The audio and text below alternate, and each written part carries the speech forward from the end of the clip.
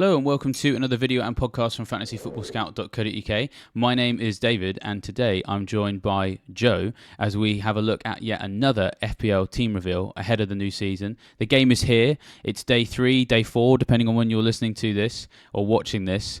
And already a little bit of a template is forming, isn't it, Joe? And it's nice to sink our teeth into that. But anyway, how are you doing? How was launch week for you?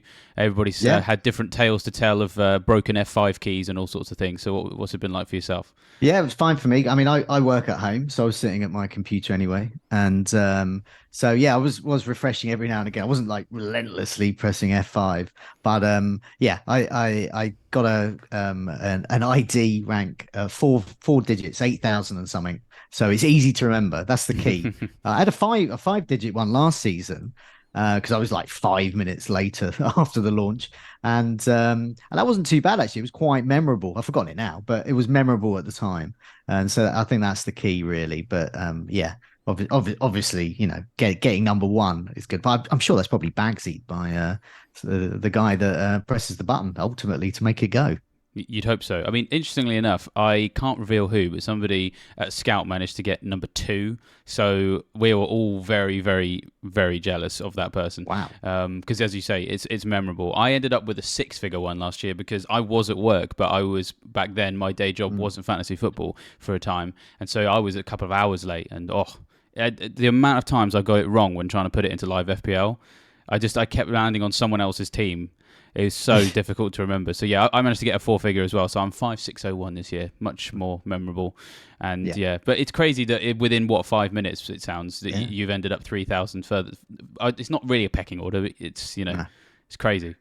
No, but it's but ultimately it doesn't matter because what matters is the players that we choose and the formation and how we move those around over 38 game weeks. So you can have, and I think I was reading somewhere that no one with a low ID has ever really won it. I think most people who win it tend to have quite a low ID. So proves they're a bit more relaxed than perhaps we are. Yeah, maybe we're the ones doing something wrong. That's the thing. Well, you mentioned the players, so let's jump right into your team then. And I'll just list it off for the benefit of the podcast listeners, and then we can jump into some of the specifics. So the 50-50s or I mean, whatever you call a 50-50 that has 4 players in it from the same club, because we've got a couple of those. So we've got Fabianski and Areola are the goalkeepers, Shaw, Estupiñán and Trent as your starting defenders, with Botman and Bayer on the bench. Maddison, Rashford, Mitoma and Burmo, Saka as your 5-man midfield, and then Haaland, captained obviously, and Jesus up front with Archer as your forward on the bench. So, yeah, I'm going to guess Haaland was the first name on your team sheet. So that's sort of a redundant question. Who was the second name on your team sheet? Well, I mean, basically, it's more a question of who isn't the second name on the team sheet. This time last season, the second name on the team sheet was Salah, and both Haaland and Salah got double-digit scores. And I think I captained Salah. Don't think I captained Haaland. No, no, or maybe it was the other way around. Either way, they both did well. And whether you captained them, it was a good thing. So that's the main decision with this team. And that's why you will see in a lot of these team reveals, and you will see on social media, people going for a 3-5-2 with one premium with Haaland. And that's because the first decision I made was not to have Salah. So the second name on the list was a whole bunch of players because when you don't have Salah, you can have a whole bunch of great other players. So like Saka, Rashford, Jesus, Trent Alexander-Arnold. These are all second choice players. There's so many of them. And there was something I put up on Twitter as the game was launching, really, because we already knew the prices.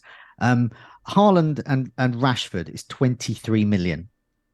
Kane and Salah is 25 million. So that's go if you want to go without Haaland. If you want to get Salah or Kane with their 12.5 million plus Haaland, who's 14 million, costs 26.5 million.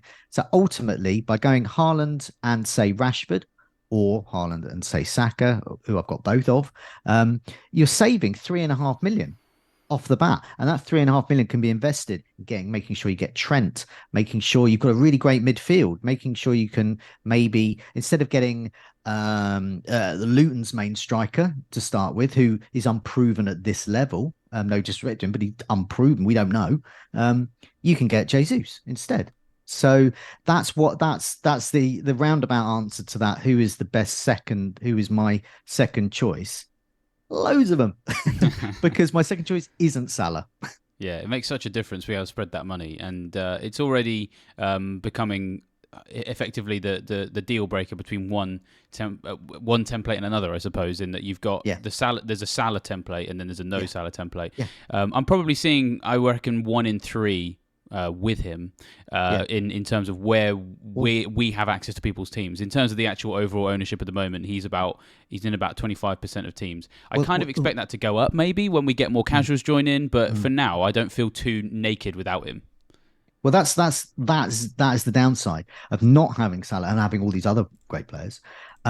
Is that Salah, has been remarkably consistent over years, and there is no evidence that he will not be remarkably consistent. In fact, in anything, he could be even more consistent because he's got better midfield behind him this season. So you've got him and Kane. Kane, how reliable has Kane been? And it's Kane is the one I'm actually more nervous about not owning. So they are really potent differentials. So another factor behind not having Salah. So it's often the fear of missing out. It's fear of missing out on his points. Fear of his huge ownership. He won't have huge ownership, so you don't have to worry about that. Also, towards the end of the last season, I think it was around about my second wild card, 29, game week 30, around that time. I got Salah in and then removed him. So the last part of that season, last couple of months of the season, I had no Salah. So I've experienced that. What was it like to go without Salah? Well, I ended up finishing in the top 10k, so it went very well. And so my immediate memory of not having Salah is everything is going to be all right, and so I don't have that fear. And I really like my team in that I feel prepared for game week 1. I feel prepared for pre-season as well. So, and that's the key, because this team and all the players will change, but I think the price points will stay the same because there's so much choice in all of those price points. And so I think that's going to stay the same. It's just the players will change, and that's going to be heavily influenced by pre-season, of who we see in pre-season. Say Fernandes emerges with Mason Mount as a really great asset, and Rashford is like sort of okay. So, well, if Fernandes on penalties is getting better returns than Rashford, well, it makes sense to downgrade him there, and I can do it with this structure. So it goes like that, and you can do that same with the Arsenal midfielders. How's Havertz going to fit in? How's it going to impact Odegaard, Saka, etc., etc.? Will Jesus be effectively redundant? Will he become the assister of the assister? And all of those questions will be answered in pre-season. But with this structure that I've got here, I can chop and change. I can move around because there's so many choice particularly in midfield. So I mean, I'm looking at the midfield list from 9 million to 7 million. Already I want 6 or to 7 of them. Rashford, Son, Odegaard, Saka, Fernandes, Martinelli. And then there's a whole bunch like Jota, Havertz, Diaz, Foden, Grealish, Mahrez, Maddison, who I do have in my team. Sterling at 7 million. And then you've got all the Brighton mids and Bomo who has traditionally done well in a Tony-less Brentford team. So I mean, how many is that? I mean, that's like 20 midfielders I want. So there's no way I'm not going with 5 in the midfield. I need every one of those slots. And that is something that's carried over from last season. Even if I'm wrong about all of these players, I've got another 15 ready to come in, chomping at the bit. Sterling can't wait to get in my team. Yeah.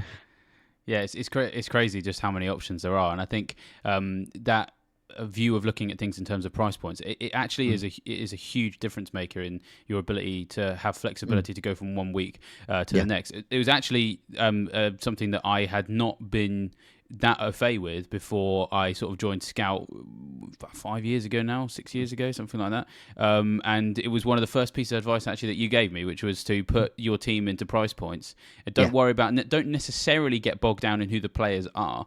Focus on who the price points are. And then when you get to game week 3, 4, 5, 6, and you need to jump on another bandwagon, it's going to be much easier to get to that bandwagon without breaking your team if you've done your price points right. And the impact it had on my team was incredible because that particular first season where I started using that methodology, I came 17k. I went something like 17 weeks without my captain blanking. I could have finished in the top 5k that year, but just kind of tailed off towards the end. It makes a huge difference. If there's anybody sort of just coming to fantasy for the first time, my general advice is that will have more impact on your team than probably anything else to build Yeah, it around the money. and also the people get a bit confused by price points. So you look at all the price points. So you got 5 million players, 7 million players, 8 million players, 12 million players, blah blah. But and so people think that you need one of each in order to move around. But what you don't, you need to be nearish them, and the price points evolve as well during the season. But currently, as it stands at the moment, as I've just reeled off that list of midfielders, the price point between the 9 and 7 million is absolutely huge. A wealth of options. They priced pretty much everyone I want in that area. Maybe a bit of 6.5. So say you got a 6.5. So you got Mbomo or Matoma who are 6.5. Getting an extra million to bump them up to say Maddison is not a problem, or to a Sterling. So you just got to be. Can you do that? Make that move in 2 moves, or you can save a transfer and do it in 3 moves, or hopefully in 1 move. So you don't have to be exact with the price points.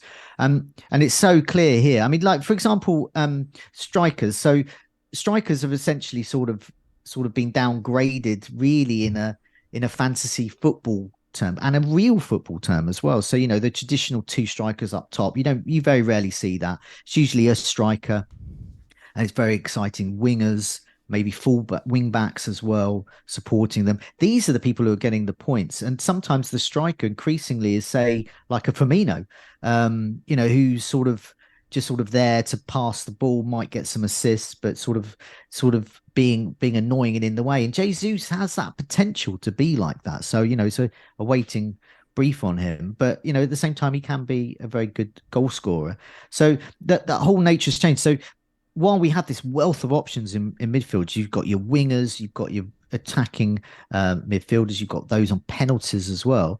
Up top, you've hardly got any choice. I mean, Haaland, basically, the narrative of this game week 1 really should be 4-5-1 because there's a lot of choice in defence, a lot of choice in midfield, hardly any choice up front. But I would be 4-5-1 is very inflexible. And if you go for a 4-5-1, you cannot. It's very difficult to move a 4.5 striker up to a Jesus. You've got to find 4 million, 3.5 million or so somewhere.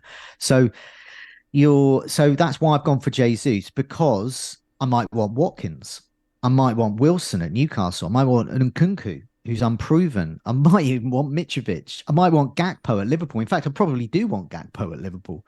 I might want Isak. I might want another. I might want a sort of, a Luton's main striker. I might want Sheffield United's main striker. I might even want Weghorst. I don't know, because that's the thing. I think people, they put that little lock symbol. Oh, I'm locked in. I'm locked in with this.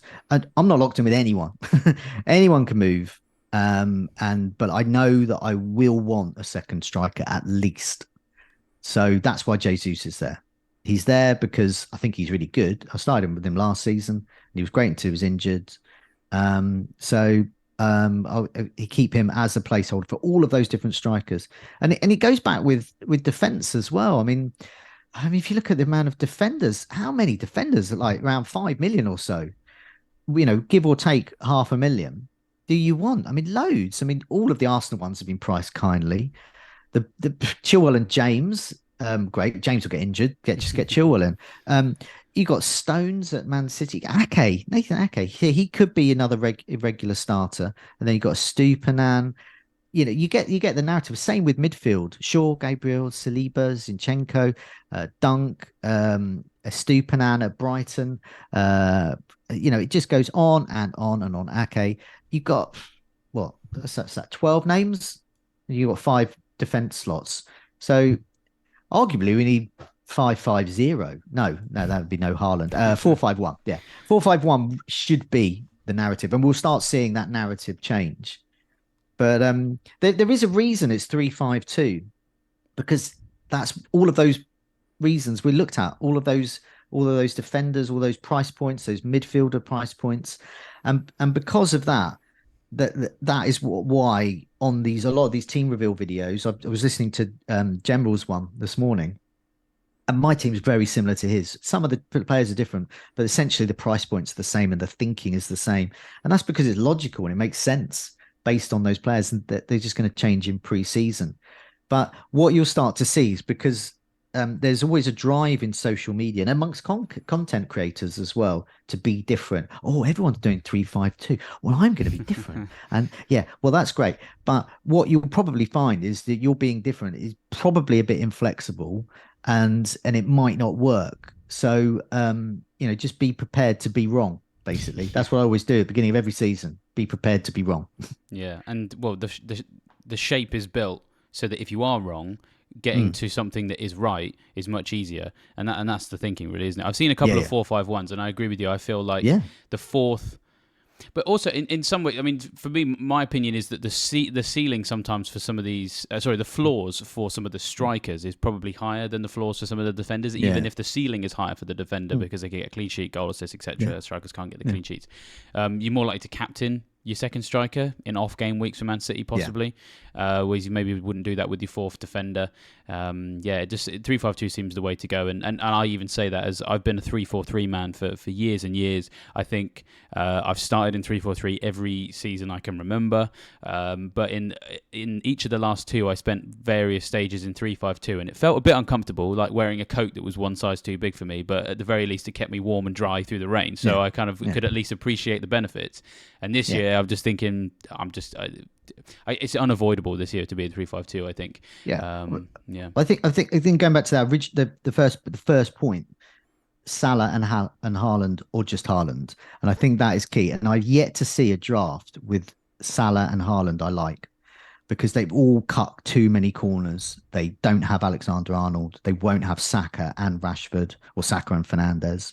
And there's too many corners cut, and I just do not like the look of them. And I think that's why 3-5-2 will be popular. I mean, I've seen, who's like Fulham midfielders in there and things. Why? I mean, you've got all of these midfielders priced really kindly. Why would you have like Fulham midfielder in there? It just doesn't make any sense. Yeah, exactly. It's very restrictive when you try and put Salah in, and I mean, I think a big thing for me is that I'm not seeing many drafts with Trent and Salah. I actually think of the two, Trent is probably more important to own. I think we haven't talked too much about captaincy, but I think generally it's not too difficult a point to really sort of make. We probably agree on this because we've got a good history. Me and you, Joe, doing the captaincy video. There's only one game week I'd probably captain Salah in the first 6, and it's the Bournemouth game. But I don't think he's ever scored in game week 2. Well, there we are, and they won. Well, I don't know. I'm going to be corrected wrong on that, but I don't think he's ever hauled rather in game week 2. Yeah, and of course there was the 9-0 where he didn't get anything, so that could happen. Alternatively, he might still do okay, but the thing is that the effective ownership is never going to be high enough for it to necessarily damage you, even if he does well. And the way you'll bulk up in other areas is going to be useful. And I think there's a lot of people going without Trent, and I do think he can be a massive differentials, maybe the wrong word this year, but he can make a big difference, I think. So I'm going to plug a video on the Fantasy Football Scout channel. It's one I did a couple of weeks ago on captaincy rotation, and I did a sort of captaincy matrix on it. Do have a look at it for the first 6 game weeks, so it's worth having a look at that. And yeah, I agree with you. Salah on paper is the best one in game week 2. Kane is the best in game week 5. Sheffield United at home. So there are better choices, but Haaland is not a bad choice in those ones. He's the best choice in virtually all of the fixtures, in virtually all of the game weeks. But say game week 2, Salah's got Bournemouth, but and Haaland has Newcastle, but it's Newcastle at home, and Man City at home will Haaland score at home against Newcastle? Yeah. I mean, can he score 5 goals in the Champions League? Are Newcastle a Champions League side? So, these are, he's not too shabby. And so I'm quite happy to just perma captain him for a while. But with Rashford and Saka in particular, I think you do have 2 very, very credible vice captains, alternative captains. Game week 1, realistically, I actually think Saka is the best captain at home to Nottingham Forest against Haaland against Burnley away. Because Haaland, as great as he is was better at home, and Saka was better at home as well. And that could be a huge score for Saka there. And So I Forest were think terrible away from home. They were the yeah, worst team away from home yeah. last year. So So in Rashford and Saka, you've already got two very, very credible vice captains. And I think, we do need to. I mean, last season we were starting to think of Alexander Arnold as a credible captain.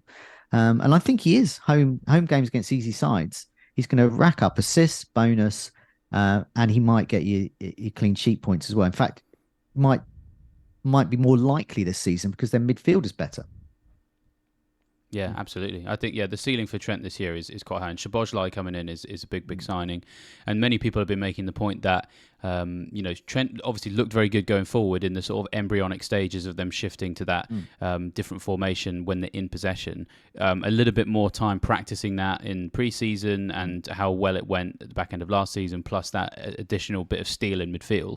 We could see that this is how they get back to being able to keep clean sheets again. And once that happens, I mean, I think that people could be scrabbling around for getting Trent for game week 2, possibly. I mean, he might even have a big game week 1. I mean, Chelsea defensively last year weren't amazing, and Pochettino, I think, will have an impact eventually, but it could take a while. So, and arguably, I mean, I don't know. I was about to say maybe Trent's harder to get to from your defence than Salah is from your midfield. Maybe that's a bit of a stretch to say, but I just kind of feel like if you haven't got Trent, I don't know who your most expensive defender is going to be. Whereas in midfield, if you haven't got Salah, you've maybe got a 9 or a 9.5 or something. And so, because I don't think many people are going to have Trippier, for example. So if you don't have Trent, your most expensive defender is a 5.5. And where do you find that extra money to get? Yeah. You probably just won't go for it, and then you're going to miss out. So, I mean, say, for example, say I wanted Salah, Alexander Arnold and Rashford, what's that? 8 plus 9, 17. So there you go. There you get a 4.5 defender and Salah done. That can be done easily in 2 moves if you want to do that. I'm not going to do that because I'm sacrificing 2 great players for 1 great player and 1 4.5 who, and I've got say Botman already ready and waiting to go into that role. So I don't need that cheap 4.5 defender. But anyway, I suspect some of my players will be different to the other ones as well. So I mean that's my thoughts on the sort of structure and why I've gone for 3-5-2 and all of those things. But some of the players are different, and I think that's where the nuance will occur for most teams. Really, I think these will chop and change, and that goes for me right from the back, really, with the goalkeepers. Yeah, I was going to ask you about your goalkeepers because me and you have historically been massive fans of Fabianski, and I feel like me and you have had to sort of put our Fabianski club membership perhaps on the shelf. It's gathered some dust because he's been priced too expensively, but finally he's back at what we would say is the dream FPL price for him. And you've paired him with Areola, who, if I'm not mistaken, is 4 million. So, a West Ham goalkeeper. Yeah. What's your thought? Well, I mean, clearly you like the look of a West Ham goalie. Well, no, I do not want to go into the season relying on West Ham's defence, especially when they don't have such a great squad. I would like to, however, rely on West Ham defence in some kind of rotation. Right, I see. So if Areola is the number 1, this is the dream, really, for me. That Areola emerges in pre-season as the number 1. He is the number 1 over Fabianski. So then I would be looking at pairing him with another 4.5. There's no need for Fabianski then. And then I would probably look at Leno. So over the last season, if you look at in the Fantasy Football Scout members area, I've got a table of good goalies and minutes per save last season. Top with a save every 22.5 minutes was Leno at Fulham.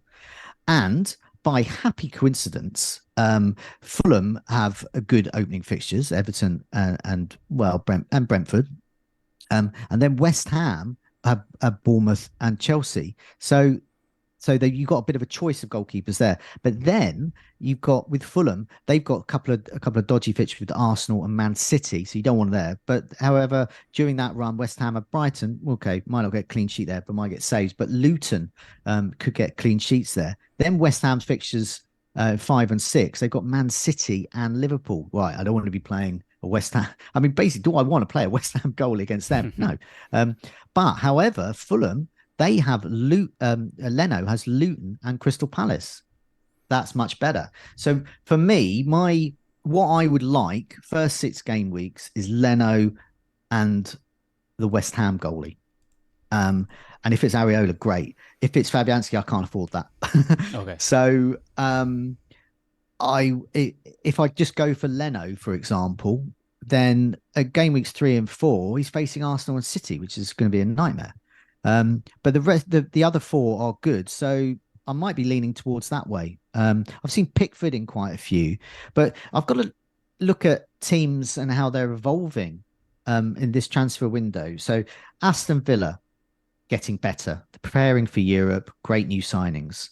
Brighton, well, they've got Europe and they're losing to they've already lost one, but they're going to lose another of their great midfielders, Casado. So will they be able to cope? Well, they're a system-based outside, so they should do. So, and they've got some good new additions as well. So Brighton, if Brighton could say the same and be Europa League squad, great, amazing. So I don't think they're going to dip too much. Liverpool are going to be better. Chelsea should be better. Everton, last season, no disrespect, but they were pretty much a championship side in personnel, in players, in this way they played. As a neutral, who's your second team? It's going to be like the Brighton. This season it could be Luton. Second team as in the team you sort of root for to win. Whose second team is Everton? It's like they've overspent. They bought about 1,000 midfielders they didn't need a few years ago. Probably still counting the costs from that. They seem terribly run, and they just seem like an awful side. I mean, and so do I really want to trust Pickford? For the first 6 game weeks or so, even though the fixtures are okay, Fulham at home, but then they got Villa, Wolves, and Sheffield United. That could be good. But then they got Arsenal, Brentford. I don't see. I just think all of those teams probably, well, maybe not. Well, yeah, all those teams are better than Everton. So apologies, Everton fans. Yeah, it makes a lot of sense. It does make a lot of sense. I mean, I haven't gone too near Everton defence just yet. There is a possible decent pairing with Luton, but as you've mentioned many times already, Luton are sort of unproven, aren't they? And so you're relying on 2 championship sides in the Premier League, in effect, facing Haaland and Saka, Rashford. Yeah, it's dangerous, isn't it, for sure? You've mentioned Brighton in there, and we obviously have to get your view on them being your club. And we've got the seagull scarf behind you as well. We've got some 4.5 million goalkeepers there, and I think one question I keep getting all the time, and I have no idea what the answer is, and maybe you don't know either, but you have slightly more credentials than me about Verbruggen, Steele, Sanchez. Do you have an indication of who we think might be the starting goalkeeper? And once we do have the indication of who that is, are you interested in them as well? Obviously, you've got a Stupinian. He's 5 million as well. So you clearly trust their defence to some extent. I'm imagining a Stupinian's there for the attacking returns. But a lot of interest in the Brighton goalkeepers because they've been priced so kindly. What's your view with them? Well, I think a lot of, say, content creators and Brighton fans indeed will be under pressure when they're asked that question. Say, it will definitely be this, definitely be that. It's simple. I don't know. Okay. But watch pre-season. Follow Neil's lovely articles on Fantasy Football Scout detailing pre-season, and then you'll get your answer. And people asked me that before. Sanchez, Steele. Which one's going to start? I said, just watch the next game, and that will give you your answer. And so that is the answer to that. My instinct is that Steele is still the number one. What has he done wrong? And he is probably one of the, bizarrely, especially for Sunderland fans, one of the best keepers at starting play. So if a keeper starts getting assists, then you know they're doing well. And your heart is in your mouth sometimes when he's got the ball and he's just sort of dribbling around attackers from the opposing side. But he's a ball playing goalkeeper, so. My instinct is he's there. Who is the person pushing still? Well, it's not Sanchez anymore because he just down tools and he'll go, I presume. So I think Verbruggen's been brought in for that. That's my instinct. He's been brought into competition. So as soon as Steele, form dips, Verbruggen comes in. He's ready and made, ready to come in. So that's my instinct there. And in defence as well. So I mean, I don't think we're going to get Colwell back from Chelsea. I just can't see that. So it's going to be, it's going to be sort of what you would expect, really. Dunk and Webster, Dunk and Van Heck. And then you can have a Stupinan and Veltman, and Gross can play on as a right back as well. And you've got Lamptey as well, who could be fit and could be better this season if he's fit. So that's why I've gone for Stupinan. I think he's good. 128 points, 5 million, great. And his fixtures start turning when coincidentally Newcastle's improve, and Botman is ready to come in as my third defender. Yeah, I mean, Estupinian actually at the price he's at is actually still benchable, I think, which is quite nice because I initially didn't put Estupinian in my first draft because I didn't quite fancy having him in terms of longevity. I wanted to be. I was.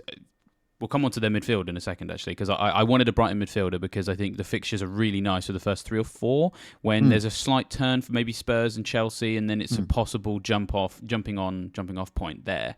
Whereas I didn't want to necessarily book that in with a Stupinan, but actually he is definitely benchable, and so I've put him in now, to be honest, and I'm a big fan of his. I suppose my question would be of all of the names you've discussed, the Stupinan, I assume is who you think is the best option. And would you imagine that doubling up on Brighton defence is maybe too much if you went for a Stupinan and Steele? Okay. Yeah, that's too much. Ultimately, what I would really like is just to rely on Steele. Okay. And have Areola as a 4 million. And then I would move a Stupinan to Zinchenko or Gabriel.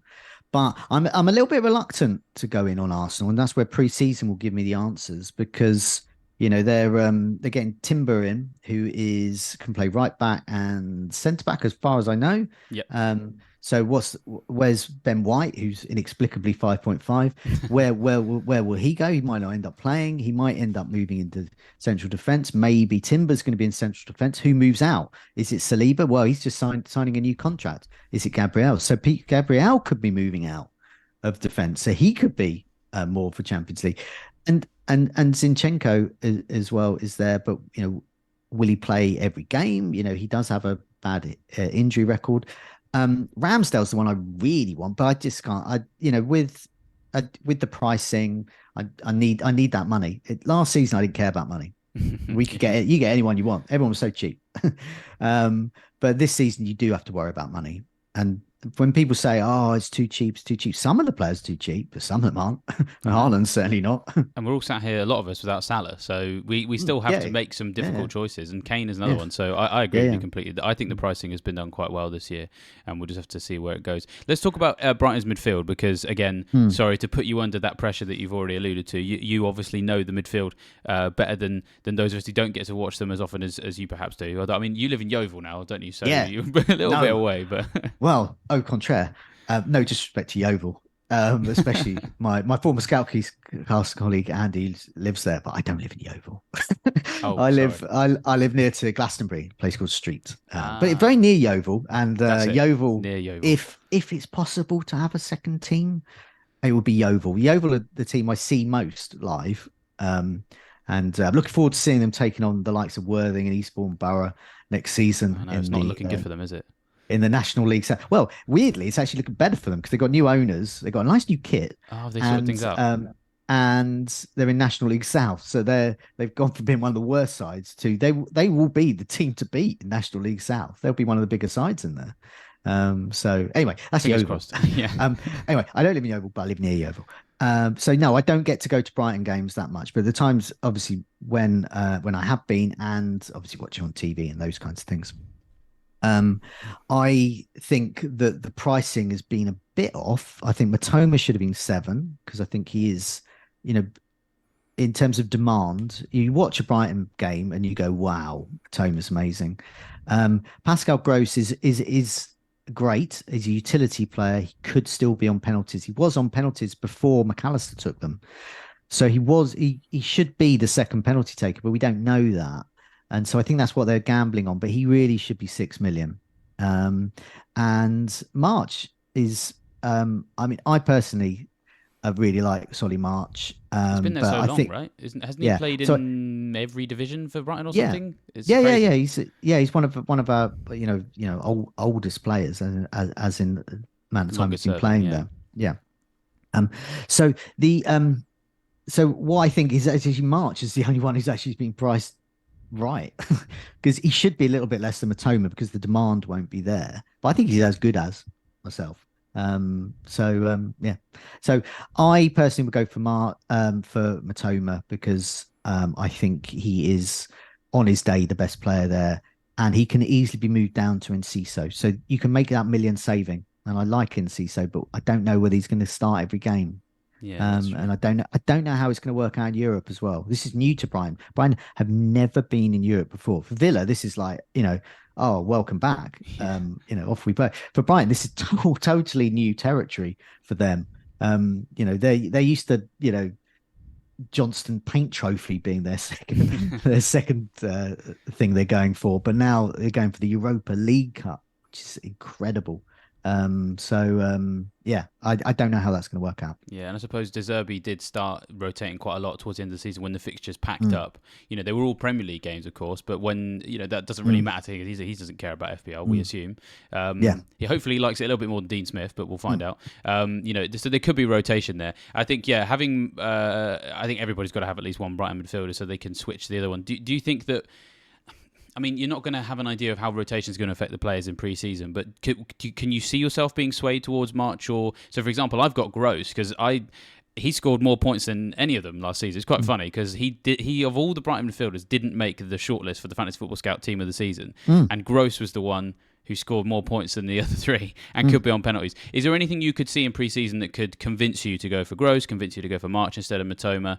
Or how set on Matoma do you think you are? I mean, you sound like a big fan, but I just Yeah, wonder no, if you can be swayed. the thing about Brighton is because they're more of a team and less about individuals than some other teams can be. So if Brighton will do well, Matoma will do well. He will get assists because if they score lots of goals, chances are he will get assists. He might even get a goal as well. Same for March, Pascal Gross. So Pascal Gross might earn a penalty. Or as we've seen, he scored a brace at least once. And once again, he was great against. He's been consistently good against Manchester United. For some reason, he really good against Manchester United. Um, so uh, I, I, and it's possible things might change there. But the thing is, he's there. That's why he's there. Matoma's their placeholder. Say he gets injured, well, I'll just go for March or Gross. One of them will be in my side or in CISO. But definitely because they're an attacking side, so you want one of their attackers. Stupinan is attacking fullback, so you want him as well. I mean, Stupinan has taken a penalty for his country, so who knows? Maybe I Oh. can't see him taking them over from Pascal Gross, but you never know. Yeah, don't get me too excited. That would be incredible. Mm. It'd be like the return Yeah. of Leighton Baines. Oh, Another yeah, one of that'd be your good. Yeah, nostalgic heroes. Well, speaking definitely. of nostalgic Mm, heroes, we do have a couple in the 4 million defender bracket, and I do mm, notice that you've got one of them at the moment. As in, he's not the hero yet. We've had heroes in the past. We could have mm, some new ones. We've yeah. got Bell, we've got Baldock, we've got Bayer, who you've got in Mm. your team. Are you pretty set on having a 4 million defender for this season? Yeah, definitely. Because so a lot of my thinking, with the Meet the Manager videos I've been doing, you interview managers and you take a little bit from each of them, and also you do it from people like yourself and other people you do videos with. And one I've taken from, I think it was Neil, has been a particular fan of this, is get as much money into your 11 as you can. So it doesn't matter if he's got an injured player on the bench or 4 million, you're just not going to play them. So Bayer's there. Bayer could be anyone. Bayer could be my cat who's 19. It doesn't matter. They're not going to play. So it does not matter. I'm not going to go Bayer deep unless there's something catastrophic happens, like I don't know, a pandemic or something like that, or the death of a monarch. But if something like that happens, then Bayer might come in. But he's just going to sit there. And so if he gets any points, it'll just be like, oh, okay, well, I've missed out on those points because they're on my bench. But I've saved that money in order to get Rashford, for example, or maybe I'd want Son, that kind of thing.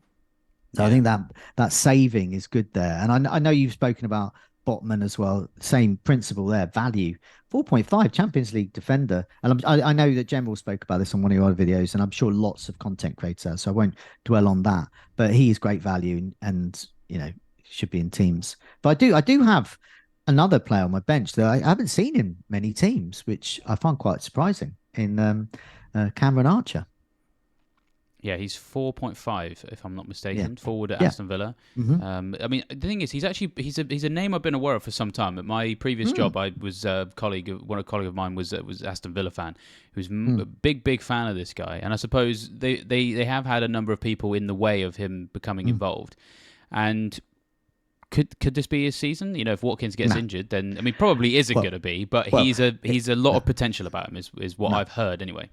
No, it won't be his season, but is he a good 4.5 striker? Yes, in that. So, who have Villa got up front? They've basically got Watkins, and then they've got a variety of other players supporting Watkins. So Watkins, 38 games in the league. You've got FA Cup, you've got League Cup. You've also got so League Cup. You would expect Archer to play. But you've also got Europe as well. So is Watkins going to miss out on those European games? No. So at some point, what might happen is the way they've been managing Haaland at Man City. Watkins, you might see so Villa are 2-0 up, 3-0 up. Watkins gets withdrawn at the 70th minute. Archer comes on. So this is what you want from your 4.5 bench player, if in case you need them. You better, he might nick a goal in the end game. He might come on. He might get minutes. He might not. And he's been doing well. He's a good prospect. So last season, he was at Middlesbrough on loan, 20 appearances, 11 goals. Okay. Well, that's a 50% scoring rate at Middlesbrough, who are a good side. Indeed, the season before he was at Preston North End, 20 appearances, 7 goals. So he's getting better. He's only 21. So yeah, and if I was from Walsall, where he was born, I would definitely get him in. Not that I'm like stalking Cameron Desmond Archer or anything. The funny thing is, you're not even the only content creator who has a 4.5 million striker that they have a very strange, intimate connection with. Because of course, General's got James Plange. So yeah, yeah, he's done it. He's done it for the lols. I mean, that's the thing. Taking the plunge, but if I was doing it for the lols, I would I'd be getting Arsenal defender Trusty in because he's got the best name. But I don't want to take an Arsenal spot just to have a laugh. I mean, he sounds like a Thomas the Tank Engine character, doesn't he? Yeah. Just chugging along. He's a very good engine, I've heard, according to the factory. Send in Chief Fire Officer Trusty. He's good. I mean, that's the funny thing, to be honest, is that is the difference between a 3-4-3 and a 3-5-2. Because when you play 3-4-3, your fifth midfielder is someone like an Andreas Pereira, someone who's mildly underpriced, starting games and maybe plays in attacking midfield for a lesser team. But when you play 3-5-2, your third striker is just some nobody who has no possible chance of coming on or doing anything other than maybe just having a bit of banter, so a bit of lols around his name. So I would be interested because I mean, having a bit of a joke about being an Archer fan in the I do think he's a good option here, but Villa fans will know much more about him, and so I'd be interested to hear from them in the chat as well after the video, just to see whether he might go on loan again, or whether the indication is that he is there. And he will be needed because of Europe as a first teamer, as a backup to Watkins, and what they feel about him as well. So hopefully they really like him. I mean, in the same way that Brighton fans feel about Ferguson, for example, who's a bit more of a sure starter, but nevertheless a young talent, and where they feel they'll do well this season. But yeah, I'd be interested to know that.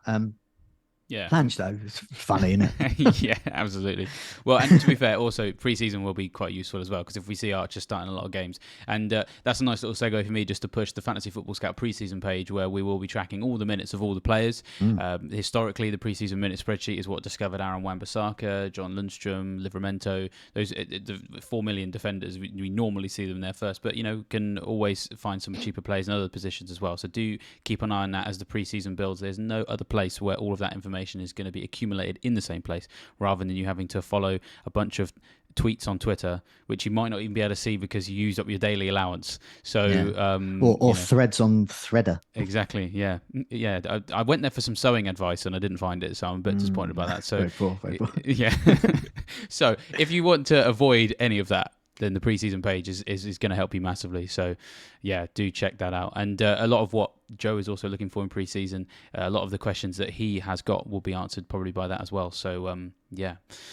Yeah. Well, thanks very much for joining us, Joe. It's been good to have a look at your team. Pleasure. And as ever, I'm always a big fan of working out what the price point structure is from the price points maestro himself. So, appreciate you showing us that with your team. Plenty of things probably will change throughout the rest of the season. We could be sat here in the week leading up to game week 1 and your team could look completely different. We might grab you for another video in that regard. So, hopefully we'll see more of you soon. Yeah. With that, just also another plug for Fantasy Football Scout membership as well. If you haven't signed up for the new season, then go to fantasyfootballscout.co.uk, go to the members benefits at the top and pick the package that is right for you. That's everything that I need to bash listeners and viewers over the head with, Joe, unless there's anything you'd like to add. No, just really, keep having a look at those articles on Fantasy Football Scout. Look at the season ticker as well. And that'll say that Arsenal, Man City, who last season were the two best sides, coincidentally have the best fixtures in the first 6. The information like that, really simple stuff. But which teams are good and which teams have good fixtures. That's basically what you should do. Just get players from those teams.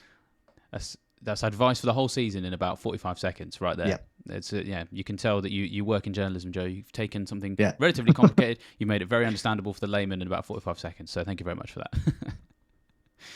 Yep.